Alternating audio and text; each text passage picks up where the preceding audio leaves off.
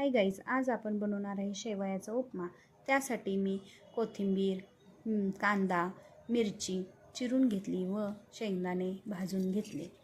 शेवई कढईमध्ये थोडेसे तेल टाकून लालसर रंगावर मंद आचेवर भाजून घ्यावी।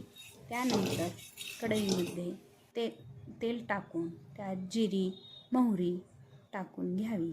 जिरी मोहरी तडतडल्यावर त्यात कांदा टाकून तो मंद आचेवर लालसर रंगावर परतून घ्यावा।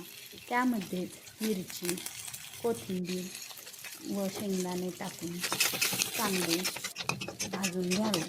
त्यानंतर त्यामध्ये 1 ग्लास पाणी ओतून चांगली उकळी येऊन द्यावी।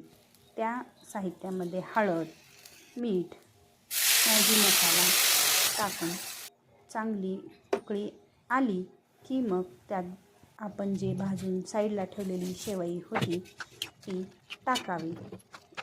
त्या तयार आहे लहान मुलांसाठी पौष्टिक असा शेवयाचा उपमा।